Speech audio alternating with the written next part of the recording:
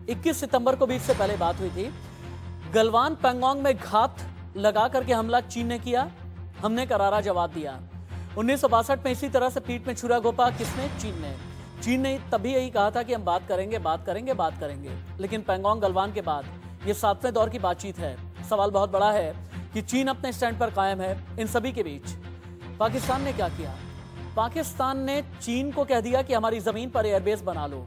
चीन ने बना भी लिया, स्कार्दू एयरबेस नाम है। चीन समंदर में भी दादागिरी दिखा रहा है, साउथ चाइना सी की दादागिरी जो तस्वीरों में आपको नजर आ रही है। चीन एलएसी पर दगाबाजी करता है, डोकलाम में धोखा देता है और डोकलाम में भूटान के जरिए धोखा देता है, कभी नेपाल के जरिए धोखा देता है, कभी पाकिस्तान के जरिए, कभी मालदीव्स के जरिए। लेकिन भारत ने कर ली है तैयारी, क्योंकि चीन के 60,000 सैनिक हैं, ऐसा माइक पॉम्पियो की तरफ से कहा गया है, यानी यूएस के विदेश मंत्री की तरफ से। लेकिन भारत की तैयारी है अगली प्लेट बदलें। भारत ने तैयारी ये की है कि चिनूक ग्लोब मास्टर तैनात हैं, तैयार हैं। राफेल, मिग, मिराज जैसे जेट फाइटर भी पूरी तरीके से दहाड़ भर रहे हैं और T-90 की दहाड़ ऐसी है जिसकी वजह से चीन बीजिंग तक थर-थर कांप रहा है। लेकिन इन सभी के बीच भारत चीन पर इस वक्त की सबसे बड़ी खबर, भारत चीन के बीच चुशूल में बड़ी बैठक जारी है। दोनों देशों के बीच निर्णायक बातचीत जारी है। चीनी सैनिकों की पूरी तरह से वापसी पर रहेगा जोर। चुशूल में भारत चीन के बीच हो रही है बैठक। एलएसी पर तनाव के बीच सबसे बड़ी मीटिंग जारी है। भारत चीन के बीच 7वें दौर की बैठक चल रही है और भारत चीन के बीच ये कहा जा रहा है चुशूल में ये सबसे बड़ी बैठक अभी भी जारी है। इस बैठक की अंदर की खबर क्या है ये आपको बताएं। उससे पहले चीन पर रक्षा मंत्री राजनाथ सिंह ने बहुत बड़ा बयान दे दिया है। बैक टू बैक चलाएं। साजिश के तहत विवाद पैदा कर रहा है चीन, ये रक्षा मंत्री राजनाथ सिंह ने कहा। मिशन के तहत विवाद पैदा करने की कोशिश है, ये राजनाथ सिंह की तरफ से कहा गया है। पहले ये काम सिर्फ पाकिस्तान करता था, लेकिन अब साजिश के तहत विवाद पैदा कर रहा है चीन। पहले पाकिस्तान और अब चीन के द्वारा भी मानो एक मिशन के तहत सीमा पर विवाद पैदा किया जा रहा है। इन दोनों देशों के साथ हमारी लगभग 7,000 किलोमीटर की सीमा मिलती है, जहां किसी न किसी सेक्टर में आए दिन तनाव बना रहता है। इतनी समस्याओं के बावजूद हमारे माननीय प्रधानमंत्री श्री नरेंद्र मोदी जी के कुशल और दूरदर्शी नेतृत्व में यह देश न केवल इन संकटों का दृढ़ता के साथ सामना कर रहा है, बल्कि सभी क्षेत्रों में बड़े और ऐतिहासिक बदलाव भी ला रहा है। तो चुशूल में 7वें दौर की बातचीत चल रही है, लेकिन इससे पहले जो 6 दौर की बात हुई है उसकी तारीख और कितने घंटे की बात हुई है ये आपके लिए जानना बहुत जरूरी है। 31 अगस्त 5 घंटे चुशूल में, तो कभी मोल्डो में। 1 सितंबर 8 घंटे की बात, 2 सितंबर 7 घंटे के लिए भारत और चाइनीज काउंटर पार्ट बैठे। 3 सितंबर को 4 घंटे के लिए, 4 सितंबर 4.5 घंटे बैठे रहे, लेकिन बातचीत बेनतीजा। 6 सितंबर को 4 घंटे बैठे और 21 सितंबर को भी बैठे, लेकिन इन सब के बावजूद भी बातचीत रही बेनतीजा। लेकिन क्यों ये कहा जा रहा है कि चुशूल में भारत चीर देगा चीन को? चुशूल में 12 बजे से बातचीत शुरू हो गई है चीन के साथ। ये हाई लेवल की सैन्य वार्ता है, 7वें दौर की बातचीत हो रही है। पूर्वी लद्दाख से चीन के हटने पर जोर दिया गया है। भारत पेंगोंग झील के दक्षिणी किनारे से नहीं हटेगा, ये इंडियन स्टैंड है। भारत का टकराव वाली जगह से सैनिकों की वापसी पर जोर है, यानी चीन को सीधे तौर पर यह कह दिया गया है। भारत का जो नेतृत्व कर रहे हैं 14th core commander lieutenant general Harinder Singh, इसके अलावा लेफ्टिनेंट जनरल पीजी मेनन भी शामिल हैं। इससे पहले 21 सितंबर को सैन्य वार्ता हुई थी, बातचीत बेनतीजा रही थी, लेकिन इन सभी के बीच सामने आ गया है चीन का सबसे क्रूर चेहरा। सैटेलाइट तस्वीर में दिखा है 3 किलोमीटर लंबा उइगर डिटेंशन सेंटर। चीन के शिनजियांग में 3 किलोमीटर का डिटेंशन सेंटर देखा गया। ऑस्ट्रेलियन स्ट्रेटेजिक पॉलिसी इंस्टीट्यूट का बहुत बड़ा खुलासा, इस्लामिक और उइगर समुदाय के लोग डिटेंशन सेंटर में कैद हैं। ऑस्ट्रेलियन स्ट्रेटेजिक इंस्टीट्यूट ने सांस्कृतिक नरसंहार का इसे दिया है नाम। जो चीन का कातिल चेहरा कैसे हुआ बेनकाब, अब आप इन्फोग्राफी के जरिए देखें और समझें। शिनजियांग में 3 किलोमीटर लंबे उइगर मुस्लिम डिटेंशन सेंटर का दावा किया गया है। इंटरनेशनल साइबर सेंटर से जुड़े नाथन रूजर ने सैटेलाइट तस्वीर शेयर की। दावा है सेंटर इतना बड़ा कि यहां 3 डिज्नीलैंड आ सकते हैं। यहां कैद ज्यादातर लोग धर्म से जुड़े हैं और धर्म से जुड़े, संस्कृति से जुड़े अपराधों के लिए गिरफ्तार हैं। कैद लोग इस्लामिक और उइगर समुदाय से संबंध रखते हैं। रूजर का दावा है 2019 में इस सेंटर का 1 किलोमीटर से विस्तार किया गया। शिनजियांग में 16,000 मस्जिदें भी ढहाई गई। अगला इन्फोग्राफिक चेंज करें, क्योंकि हिंद की वायुसेना देखना बहुत जरूरी है चीन के लिए।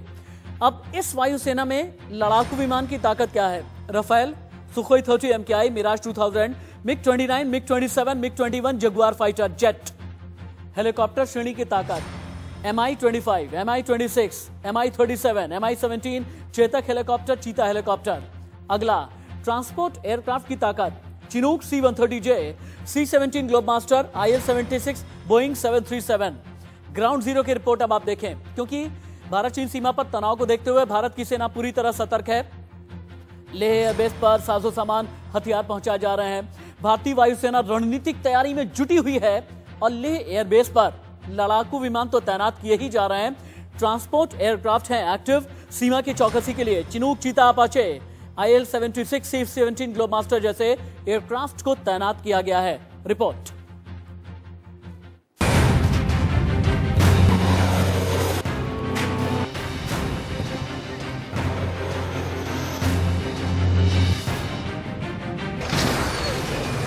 MiG-29 के हमारी तरफ बढ़ते हुए और ये जस्ट टेक ऑफ कर लिया MiG-29 के ने। वायुसेना का गजराज ट्रांसपोर्ट हेलीकॉप्टर IL-76।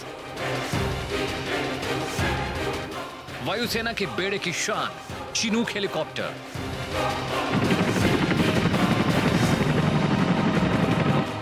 ये रहा C-17 ग्लोबमास्टर।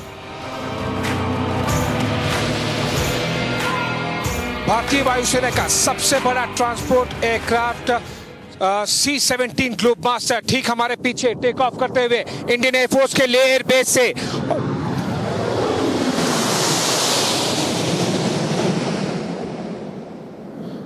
बहुत ही बेहतरीन ये एयरक्राफ्ट, क्योंकि ये भारतीय वायुसेना के इन्वेंट्री का सबसे बड़ा ट्रांसपोर्ट एयरक्राफ्ट है, इसलिए इसकी महत्व और इम्पोर्टेंस ऐसी जगह पर बहुत ज़्यादा हो जाती है जब आप ज़्यादा से ज़्यादा मैन और मटेरियल आप फॉरवर्ड लोकेशंस में लाने की कोशिश करते हैं। वो इसलिए क्योंकि ठंड की शुरुआत हो गई है। ज़्यादा से ज़्यादा चंडीगढ़ से, दिल्ली से, बरेली से, पानागढ़ से और भी बहुत सारे इंडियन एयरफोर्स के बेसेस जहाँ से हैं, जहाँ से सामान, असला, बारूद, जो विशेष तौर की चीज़ें जो केवल कुछ एयर बेसिस पर हैं, वहाँ से लाने के लिए इस तरह के एयरक्राफ्ट का इस्तेमाल किया जाता है। सी ग्लोबमास्टर का कोई सानी नहीं है। ये 950 किलोमीटर प्रति घंटे की रफ्तार से दुनिया के किसी भी कोने में पहुंच सकता है। ये किसी भी हालत में, किसी भी मौसम में, रात दिन, किसी भी वक्त अपनी मंजिल पर जाने में सक्षम है। भारी उपकरणों, हथियारों, टैंकों, किसी भी तरह की आपूर्ति और सैनिकों को भी कहीं भी पहुंचा सकता है। इसमें साजो सामान ढोने के साथ ही एक साथ 102 सैनिकों को लाने ले जाने की क्षमता है। बेड़े में शामिल होने के साथ ही वायुसेना की एयरलिफ्टिंग की क्षमता काफी बढ़ गई है। वायुसेना के बेड़े में IL-76 ट्रांसपोर्ट एयरक्राफ्ट भी है, जो जवानों के बीच गजराज के नाम से जाना जाता है। 72,000 किलोग्राम का यह विमान 850 किलोमीटर की गति से उड़ान भरता है। ये medium range military transport aircraft है।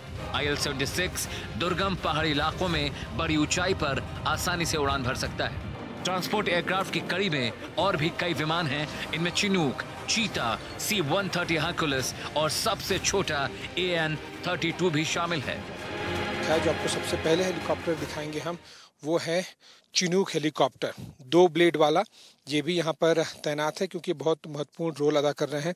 उससे थोड़ा सा अगर हम राइट में जाएंगे तो आपको एक नहीं 2 अपाचे अटैक हेलीकॉप्टर्स दिखाई देंगे, और ये बहुत ही महत्वपूर्ण हेलीकॉप्टर साबित होंगे अगर भारत और चीन के बीच में टेंशन होगा ऐसे समय में। LAC पर तनाव को देखते हुए लेह एयरबेस पर लड़ाकू विमान भी तैनात किए गए हैं। हमारे strategic affairs editor Ashish Singh ने बताया कि लेह एयरबेस पर जबरदस्त तैयारी की जा रही है। लेह एयरबेस पर काफ़ी फाइटर जेट्स डिप्लॉयड किए गए हैं, और क्योंकि एयर टू एयर रिफ्यूलिंग की हमारी क्षमता बहुत अच्छी है, इसलिए किसी और भी एयरबेस से भी टेक ऑफ करके या लैंडिंग करने से पहले यहाँ पर लेह और लद्दाख के ऊपर हमारे फाइटर जेट्स ऑपरेट कर सकते हैं। MiG-29, Sukhoi 30 MKI, made in India Tejas, साथ ही साथ रफेल और भी बहुत सारे जैगवार, मिराजेस, ये सारे यहाँ से डिप्लॉय और टेक ऑफ और लैंडिंग कर सकते हैं। हेलीकॉप्टर की कैपेसिटी हमारी जो है इंडियन एयरफोर्स की, वो पिछले कुछ महीने भर में या फिर अब साल 1.5 साल में बहुत ज़्यादा बेहतरीन हो गई है। भारतीय वायुसेना आज भी किसी भी हालात से निपटने में सक्षम है। चीनी तेवर को देखते हुए जोरदार तैयारियां की जा रही हैं। आशीष सिंह के साथ Amit Singh, India news, Delhi.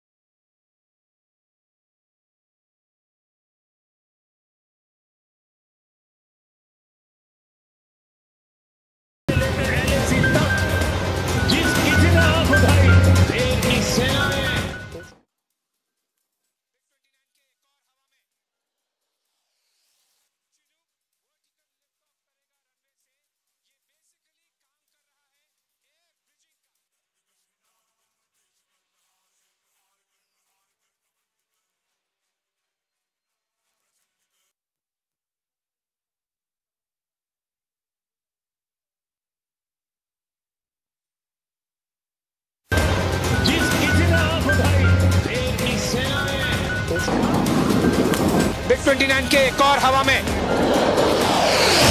Chinook vertical lift off करेगा रनवे से। ये बेसिकली काम कर रहा है एयर ब्रिजिंग का।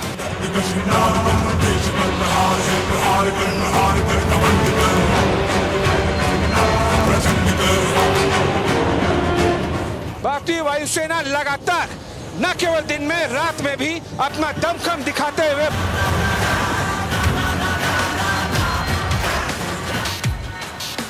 चिनूक हेलीकॉप्टर ठीक हमारे सामने रनवे पर लैंड करता हुआ।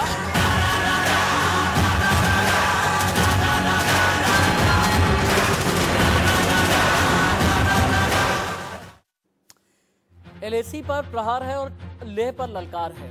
इस ललकार में भारत शिखर पर जा पहुंचा है। शिखर पर जाने का मतलब क्या है ये भी आप समझ लें, और शिखर पर जाने के बाद चीन का कितना बड़ा नुकसान हो सकता है इसे भी देखिए आप। क्या है ना कि एलएसी पर भारतीय सेना 5000 मीटर ऊपर जाकर के तैनात हो गई है, यानी पूरी तरह से चीन उसकी जद में है, चीन के जो फौजी हैं उसकी जद में है। भारत चीन सेना के बीच 30 मंजिल जितनी ऊंचाई का फासला है, यानी भारत की सेना ऊपर है और 30 मंजिल जितना नीचे चीन है। भारत का एक जवान चीन के 9 सैनिकों पर भारी पड़ेगा अगर हमला हो गया तो। भारत के जवानों पर हमला करना चीन के लिए बहुत मुश्किल है और भारतीय सेना को सबसे ऊंचे बैटल ग्राउंड माउंटेन वॉरफेयर का बहुत अच्छा अनुभव है। क्या होता है ना, हिंदुस्तान के जो सिपाही हैं पैदाइशी तौर पर बड़े सख्त हैं। सख्त का मतलब होता है रफ एंड टफ, और ज्यादातर ये गांव से आते हैं। आर्मी में इन्हें कड़ी ट्रेनिंग दी जाती है। सेना ये सिखाती है ज्यादा पसीना बहाओगे खून कम बहाना होगा, और इसीलिए क्या पहाड़, क्या जंगल, क्या रेगिस्तान, ये सब गुरिल्ला वॉरफेयर में एक्सपर्ट कहे जाते हैं। और यहीं पर पीएलए डर जाती है। तपा देने वाली गर्मी हो, जमा देने वाली ठंड हो, इन्हें कोई फर्क नहीं पड़ता। हमेशा ही देश के लिए जान कुर्बान करने के लिए तैयार रहते हैं, और इसीलिए कहते हैं कि जो हिंदुस्तान का वॉर क्राई है ना, ये जो युद्ध घोष से चीन भी दहल जाता है। लेकिन किसके कंधों पर है एलएसी की पहरेदारी, इसके बारे में भी तो जानना चाहेंगे ना आप। आईटीबीपी, भारत चीन सीमा की जिम्मेदारी आईटीबीपी के पास है। निगरानी के लिए आईटीबीपी की 32 बटालियन तैनात है। अब बटालियन का मतलब क्या है? हर बटालियन में कम से कम 1000 जवान होते हैं। इस हिसाब से आप देखें, आईटीबीपी की एक बटालियन पर 110 किलोमीटर की जो एलएसी है इसका जिम्मा है। अब इनमें बॉर्डर पोस्ट कितने हैं? 178, यानी 2 पोस्ट के बीच की जो दूरी है 20 किलोमीटर की है। और ये जो सीमा है एलएसी की मैं बात कर रहा हूं, दुनिया के सबसे जोखिम भरे इलाके से होकर के गुजरती है। 9000 फीट से 18,750 फीट की ऊंचाई पर खतरनाक पर्वत और जंगलों का ये इलाका है। अगला चेंज ओवर करें। क्यों ये कहते हैं कि भारत ने कह दिया जब तक तोड़ेंगे नहीं तब तक छोड़ेंगे नहीं?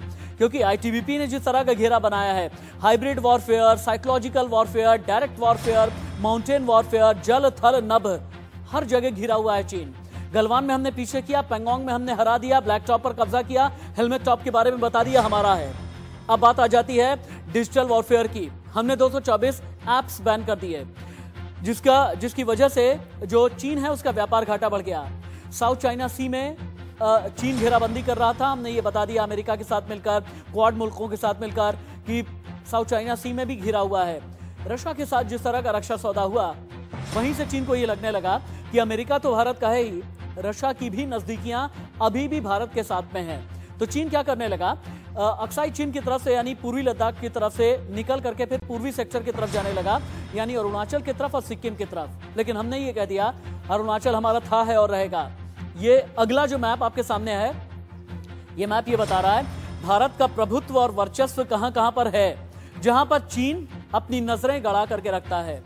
अरुणाचल प्रदेश, सिक्किम, तिब्बत पर है तो एक स्वायत्त क्षेत्र, लेकिन चीन कहता है कि नहीं, चीन का क्षेत्र है। लेकिन तिब्बत को हमने कर दिया सपोर्ट। नेपाल को अपने साथ लेकर के लिपुलेख और धारचूला वाले इलाके पर कब्जा जमाने की कोशिश, लेकिन भारत ने कर दी फेल। भूटान के साथ मिलकर के डोकलाम किया, लेकिन भारत ने कर दिया फेल। जम्मू कश्मीर में चीन मिला किसके साथ, पाकिस्तान के साथ। पीओके में जाकर के स्कार्दू एयरबेस बना दिया, लेकिन सेंट्रल सेक्टर की जो एलएसी है 545 किलोमीटर की, पश्चिमी सेक्टर एलएसी 1570 किलोमीटर की, और फिर अरुणाचल और सिक्किम की तरफ जब जाते हैं 1325 किलोमीटर की सीमा रेखा है। और भारत ने यह कह दिया है कि मैकमोहन लाइन तक तुम्हें आना पड़ेगा और मैकमोहन लाइन को तुम्हें मानना पड़ेगा।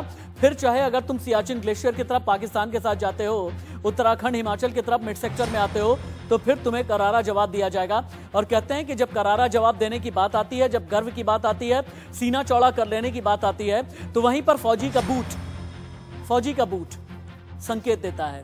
फौजी का बूट और फौजी की जो सलामी होती है ना, अगर एक बच्चे के तौर पर हो तो आप क्या कहेंगे। लद्दाख में इस बच्चे को देखें, बच्चे का वीडियो वायरल है। नन्हा सा बच्चा जवानों के निर्देश का बखूबी पालन कर रहा है और सैल्यूट कर रहा है। देखिए, सैल्यूट। फिर गड़बड़ कर दी, पैर मिलना था ना, पैर खोल दिया। पैर पहले खोलो, बिलाओ। हाँ, ऐसे करो, भैया फिर से करो एक बार, विश्राम। हाँ, सावधान, सैल्यूट, गुड।